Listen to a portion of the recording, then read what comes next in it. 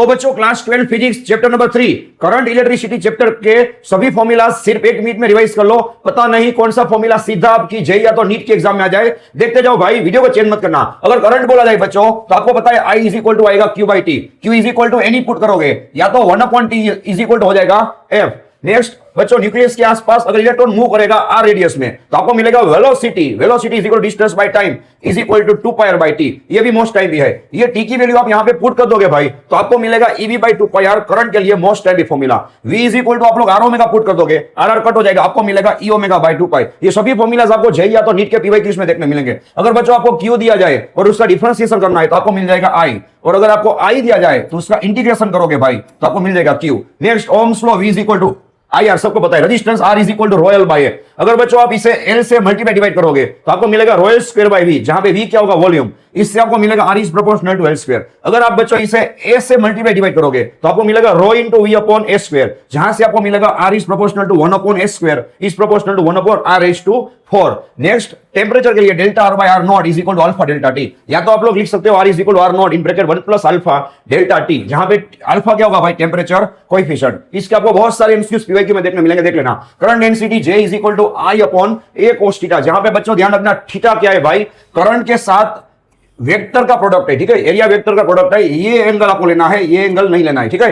देख लो नेक्स्ट यहाँ पे cos को जाने दोगे आप लोग सामने की ओर विथ a, आपको मिलेगा I is equal to J cos theta. cos निकालोगे आपको मिलेगा यहाँ पे डॉट प्रोडक्ट। देख लो भाई J बच्चों J क्वांटिटी वेक्टर है और करंट क्या हो जाएगा स्केलर, क्योंकि यहाँ पे स्केलर प्रोडक्ट है। नेक्स्ट देख लो भाई J is equal to sigma into E. Sigma क्या है कंडक्टिविटी, ये रिलेशन है करंट डेंसिटी और इलेक्ट्रिक फील्ड का। नेक्स्ट देख लो बच्चों बहुत ही मस्त लिखा हुआ है, देखो R रेजिस्टेंस, रो रेजिस्टिविटी, R का रेसिप्रोकल होगा कंडक्टेंस और रेजिस्टिविटी का रेसिप्रोकल होगा कंडक्टिविटी। ये चारों को एक साथ लिख लेना। नेक्स्ट बच्चों देख लो ड्रिफ्ट वेलोसिटी का फॉर्मूला, ये भी नीट के पीवाईक्यू में है।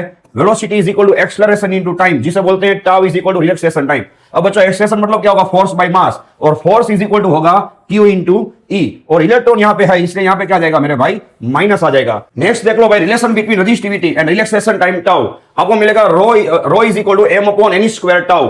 देन मोबिलिटी मोस्ट टाइम भी mu is equal to VD by E। PYQ में चेक करोगे तो आपको VD और E की वैल्यू दी होगी। 2-3 एमसीक्यूज आपको देखने मिलेंगे सिर्फ डिवीजन करने के, देख लेना। कंडक्टिविटी का शॉर्टकट लिख लेना, जेई नीट दोनों के पीवाईक्यू में है। अगर सीरीज में 2 रजिस्टर्स हैं तो 2 वायर्स है सॉरी, उसकी कंडक्टिविटी होगी 2 sigma 1 sigma 2 upon sigma 1 plus sigma 2। अगर पैरेलल में है तो उल्टा आएगा सिग्मा 1 प्लस सिग्मा 2 बाई 2। चलो भाई ये रिलेशन है पोटेंशियल डिफरेंस मतलब कि वोल्टेज और ईएमएफ के लिए।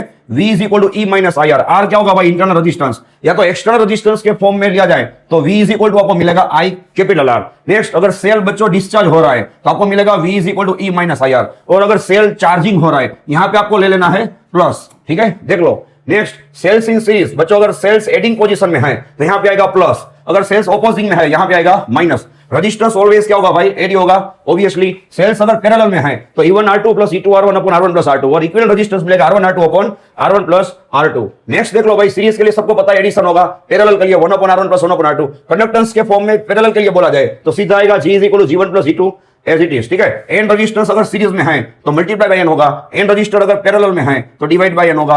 नेक्स्ट देख लो भाई ये लिख लेना, दोनों आपको जेईई नीट में वर्ड टू वर्ड देखने मिलेंगे। सीरीज के लिए फॉर्मूला आएगा पावर का P1 P2 अपन V1 प्लस P2। पैरेलल के लिए फॉर्मूला आएगा उल्टा हो जाएगा P1 plus P2। Next metre bridge देख लो भाई, metre bridge R1 by R2 is equal to L1 by L2, या तो L2 क्या होगा भाई 100 माइनस L1। नेक्स्ट देख लो विस्टम ब्रिज, अगर बैलेंस कंडीशन में होगा बैलेंस मोड में तो यहाँ पे B और D के वोल्टेज हो जाएंगे सेम, ठीक है। गैलोमीटर में से करंट हो जाएगा 0। अब ध्यान रखना आमने सामने के 2 रजिस्टर्स है उसका मल्टीप्लिकेशन इन दोनों के मल्टीप्लिकेशन के बराबर होगा। लास्ट देख लो भाई पावर, सबको पता है I square R V square by R। अगर एनर्जी पूछा जाए तो वहां पे सभी को T से क्या कर देना है भाई मल्टीप्लाई। ये हो गया रिवीजन। बच्चों इस तरह से आपको सभी चैप्टर्स चाहिए तो नीचे कमेंट कर दो, वीडियो को लाइक कर दो, अपने सभी फ्रेंड्स को ये वीडियो शेयर कर दो और चैनल को सब्सक्राइब कर दो।